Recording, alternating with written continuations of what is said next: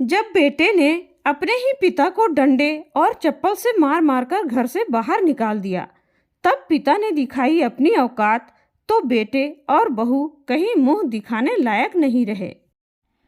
बालेश्वर, आज तुम्हें मैच देखने नहीं जाना है क्या? कहते हुए घनश्याम अपने बचपन के दोस्त को आवाज लगाते हुए उनके घर के पास से लगे हुए बगीचे में प्रवेश करते हुए आवाज लगाता है। बालेश्वर भी अपनी माँ सुनैना जी का घर के कामों में हाथ बटाता था, क्योंकि उसकी माँ लकवा पेशेंट थी। पिता की मृत्यु के बाद माँ अवसाद में चली गई थी, जिसके कारण उन्हें लकवा हो गया था। इसलिए घर के सारे काम नहीं कर पाती थी। उसने घर के काम जल्दी जल्दी निपटाए और अपने दोस्त घनश्याम से कहा, भाई 5 मिनट रुको, मैं अभी आया। और वह साफ सुथरे कपड़े पहनकर जल्दी जल्दी तैयार होकर अपने घर से निकल गया। दोनों दोस्त बचपन से ही एक दूसरे के बिना कहीं नहीं जाते थे, लेकिन जैसे जैसे समय बीतने लगा दोनों के रास्ते भी अलग अलग हो गए। बालेश्वर को उसके पिता की अनुकंपा में नौकरी मिल गई और वह अपने गांव में ही शिक्षक के पद पर कार्यरत हो गया। वहीं घनश्याम को सरकारी नौकरी न मिलने के कारण उसने बिजनेस करने की सोचा और वह बिजनेस के सिलसिले में दूसरे शहर में चला गया और वहीं जाकर ऐसा बसा कि वहीं का होकर रह गया। अब घनश्याम जी उस शहर के जाने माने बिजनेसमैन हो गए थे। कभी कभी वह अपने गांव भी आ जाया करते थे, लेकिन ज़्यादा से ज़्यादा समय वह शहर में ही रहते थे। अब दोनों दोस्तों की शादी भी हो गई थी और दोनों दोस्त अपने अपने परिवार के भरण पोषण में व्यस्त रहने लगे। इसलिए कई कई दिनों तक उनका मिलना जुलना भी नहीं हो पाता था। एक दिन काली अंधेरी रात को सुनसान सड़क पर एक आदमी चला जा रहा था, जिसके सामने से एक गाड़ी आ रही थी, पर वह आदमी जैसे बेसुध था और गाड़ी के आने से पहले ही वह बेहोश होकर घनश्याम जी की गाड़ी के आगे बेहोश हो गया। घनश्याम जी जाने माने बिजनेसमैन थे। उन्होंने तुरंत ड्राइवर से कहा, जाकर देखो कि क्या हुआ है। अच्छा साहब, कहकर ड्राइवर गाड़ी से उतरा और उस बूढ़े व्यक्ति को, जो सड़क पर बेहोश पड़ा था, उसे देखकर अपने मालिक के पास गया और बोला, मालिक, सड़क पर एक बूढ़ा आदमी बेहोश है, जिसे काफी चोट लगी है। लगता है किसी ने बहुत बुरी तरह से मारा है बेचारे को। इतना सुनकर घनश्याम जी गाड़ी से बाहर निकले और उस आदमी के पास गए।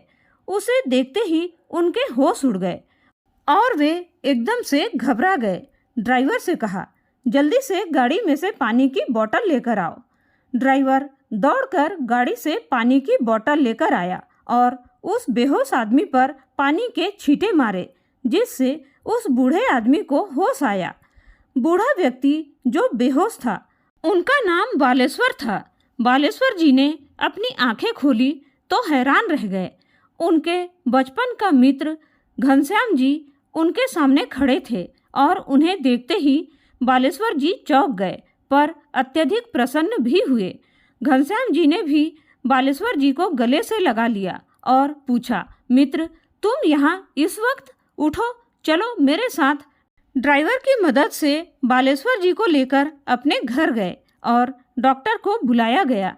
जब डॉक्टर दवाई देकर चले गए, तब घनश्याम जी बालेश्वर जी के पास आए और वहीं पास आकर बैठ गए। दोनों मित्र इतने समय के बाद जो मिले थे, पर बालेश्वर जी की स्थिति को देखते हुए घनश्याम जी बहुत चिंतित हो गए। उन्होंने उस समय तो कुछ नहीं कहा था, किंतु अब वे जानना चाहते थे कि इतनी रात गए, इतनी चोट, सुनसान सड़क पर तुम कैसे पहुँचे मित्र? आखिर क्या बात है? मुझे बताओ, मैं तुम्हारी हर तरह से मदद करूँगा। घनश्याम जी ने बालेश्वर जी को धैर्य बंधाते हुए कहा। तब बालेश्वर जी ने बताना शुरू किया, अब से 6 माह पहले ही मेरी पत्नी उर्मिला देवी का निधन हो गया, जिसके बाद घर में अकेलापन और भी ज़्यादा लगने लगा। बेटा ऑफिस चला जाता और मैं घर में अकेला रह जाता, और अब से 3 महीने पहले ही मैंने अपने बेटे की शादी की थी। मैंने सोचा कि कम से कम अब घर तो लगेगा। घर में लक्ष्मी ना हो तो घर भी काटने को आता है। मैंने सोचा था कि अपनी बहू को अपनी बेटी की तरह रखूंगा। उसी तरह मैंने भी अपनी बहू को कभी भी कहीं आने जाने से नहीं रोका और न ही मैंने उस पर ज़्यादा पाबंदी लगाई। बेटा सुबह ऑफिस चला जाता था। शुरू में तो 1-2 सप्ताह तक सब कुछ ठीक था और धीरे धीरे बहू का व्यवहार कुछ अलग लगने लगा। वह पूरा दिन फोन पर बातें करती रहती, पर मैंने इस बात पर भी कोई आपत्ति नहीं जताई। मैंने एक दिन यूं ही पूछ लिया, बेटा किसका फ़ोन है? उसने कहा, मम्मी का फ़ोन है, उन्हीं से बात कर रही हूँ। मैंने कहा, लाओ समधन जी से हमारी भी बात करा दो। तो उसने कहा, नहीं पापा, मम्मी अभी बिजी है, आप बाद में बात कर लीजिएगा, मैं बाद में बात करा दूंगी, कहकर फ़ोन काट दिया। फिर भी मैंने ज़्यादा ध्यान नहीं दिया। दिन बीतते रहे और धीरे धीरे बहू मार्केट जाती और शाम तक वापस आती। मैंने कहा, बेटा तुम घर पर ही रहो, बाजार से सब्जी मैं ला दिया करूँगा, तुम क्यों परेशान होती हो? मैं भी घर पर बैठा बैठा कुछ काम थोड़ी ना करता हूँ, मैं चला जाऊँगा। उसने कहा, नहीं पापा, कोई बात नहीं, मैं ले आऊँगी, आप यहाँ घर पर ही रहकर आराम करो। बहू का व्यवहार मेरे प्रति ठीक था और कभी ऊंची आवाज़ में बात की और ना ही बदतमीजी से, लेकिन बहू का इतने समय तक घर से बाहर रहना मुझे कुछ सही नहीं लगता था। मैंने कहा, बेटा टाइम से ही घर आ जाया करो, माहौल ज़्यादा सही नहीं है। तो वह पहली बार थोड़ा चिल्लाकर बोली, आप मेरी इतनी फिक्र मत किया करो, मैं अपना ध्यान रख सकती हूँ, आपको टाइम से खाना पीना मिलता है ना, फिर आप मेरी लाइफ में इतना इंटरफेयर क्यों कर रहे हो? कहकर वह किचन में चली गई। उस दिन के बाद मेरी उससे कुछ कहने की हिम्मत नहीं हुई। सोचा बेटे से कहूँ, फिर लगा कहीं ऐसा न हो कि मैं बहू पर बिना बात के ही शक कर रहा हूँ और इसके कारण उनके बीच कोई गलत फहमी हो। इसलिए मैंने खुद ही सच का पता करने का निश्चय किया। धीरे धीरे बहू बेटे के पीछे पीछे ही घर से निकल जाती और शाम को बेटे के आने से पहले ही घर को पहुंच जाती।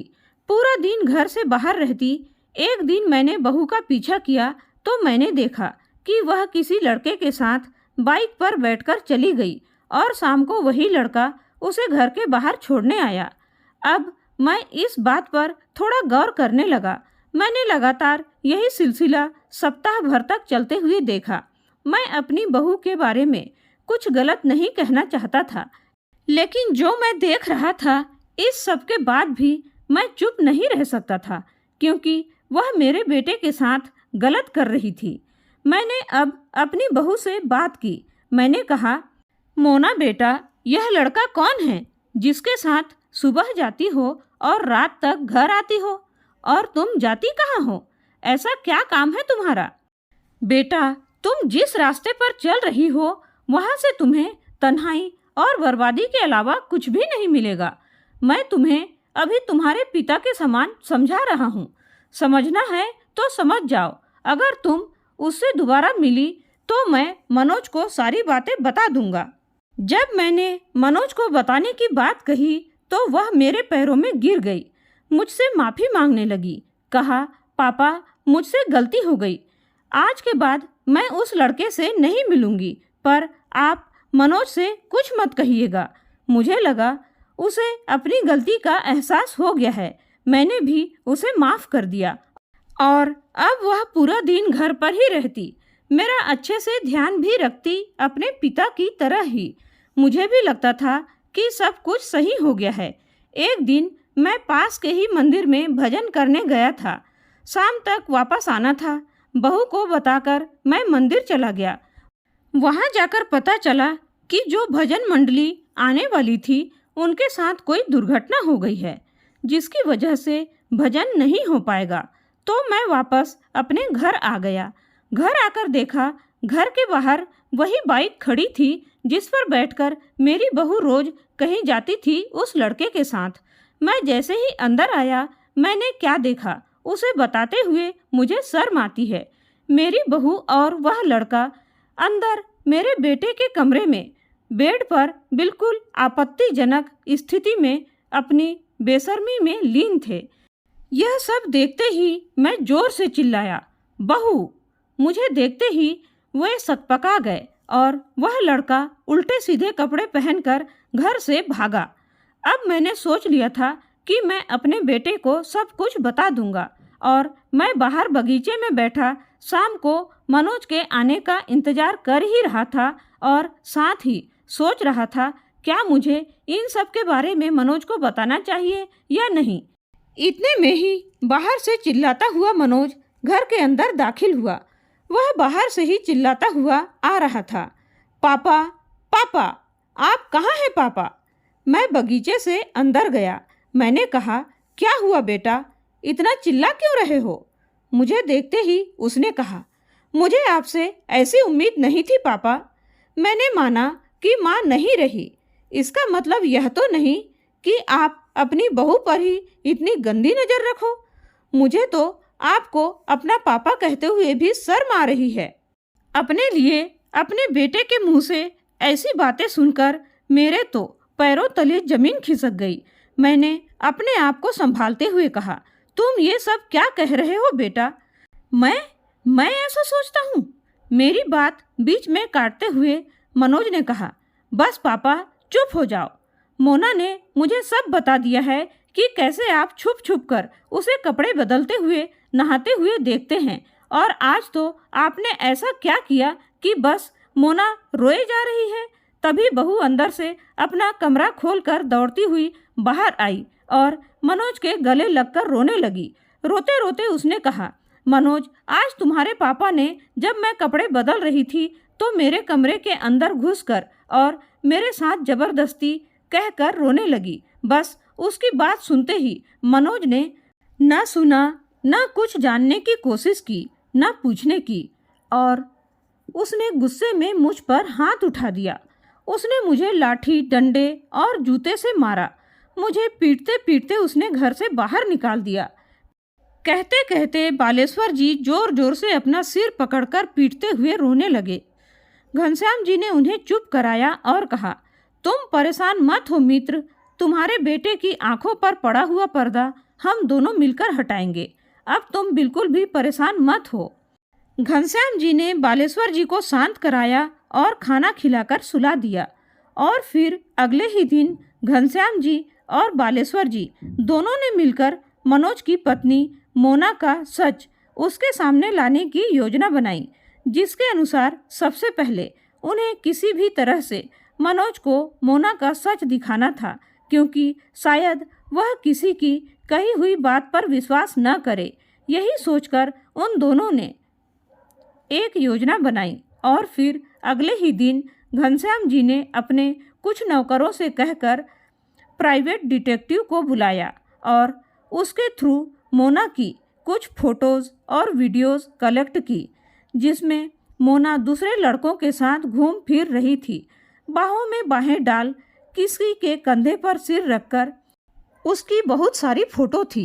उन सारी फ़ोटो के साथ बालेश्वर जी और घनश्याम जी दोनों मनोज के ऑफिस पहुँचे। वहाँ जाकर सीधा मनोज के सामने वे सारी तस्वीरें और वीडियोस दिखा दी, जिन्हें देखकर पहले मनोज भौंचक्कर रह गया। फिर कुछ सोचकर बोला, मैं कैसे मान लूँ कि इन तस्वीरों में जो है वह मेरी पत्नी ही है।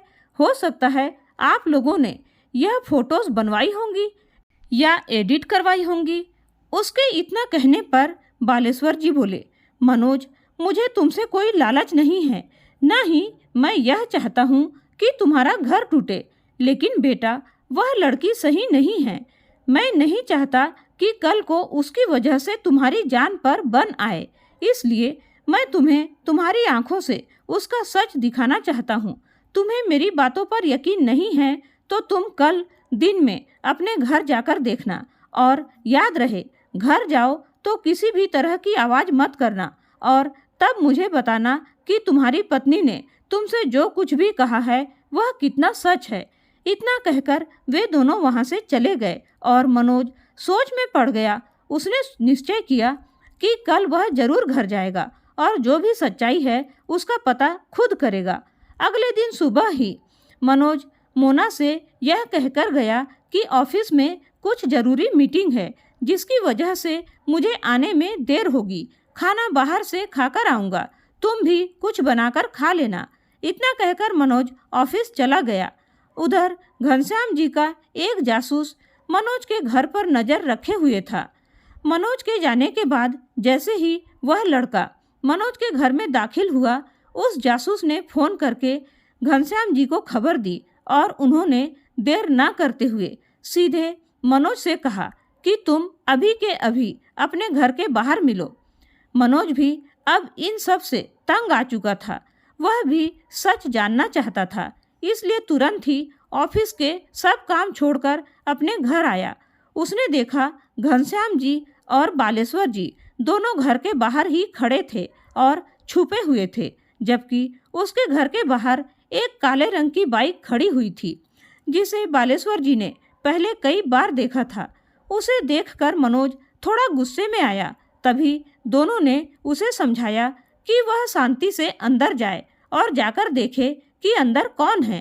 दोनों के समझाने पर मनोज अपने जूते भी उतारकर अंदर नंगे पांव गया ताकि किसी प्रकार की कोई आवाज़ न हो। अंदर जाकर उसने जो देखा उसके पैरों तले जमीन खिसक गई। एक लड़का बेड पर बड़े आराम से लेटा हुआ था और उसकी पत्नी उसके सामने कपड़े बदल रही थी और उससे पूछ रही थी, कैसी लग रही है यह ड्रेस। यह देखते ही मनोज का खून खौल गया और उसने तुरंत अंदर घुसकर उस लड़के का कॉलर पकड़कर बेड से उठाया और बाहर गेट पर धक्का दिया। मोना को जोरदार थप्पड़ मारा और मोना एक थप्पड़ में ही नीचे जा गिरी। मनोज अब बाहर आया और उस लड़के को लात घूंसे से मारने लगा। उसकी नज़र वहाँ पर एक चाकू पर पड़ी। गुस्से से वह चाकू लेकर उस लड़के की तरफ दौड़ा।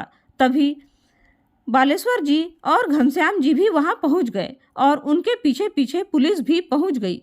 वहां जाकर पुलिस ने उस लड़के और मोना दोनों को गिरफ्तार कर लिया और उन्हें लेकर वहां से चले गए। मनोज अपने किए पर बहुत शर्मिंदा था। उसने अपने पिताजी के सामने हाथ जोड़े और कहा, मुझसे बहुत बड़ी गलती हो गई पापा, मुझे आपके साथ ऐसा व्यवहार नहीं करना चाहिए था। मुझे माफ़ कर दीजिए पापा, मैं आज के बाद ऐसा कभी नहीं करूँगा। मैं अपनी पत्नी के प्यार में यह भूल गया था कि आपने मुझे सबसे ज़्यादा प्यार दिया है। मेरी हर खुशी, हर छोटी बड़ी चीज़ का ध्यान रखा है आपने।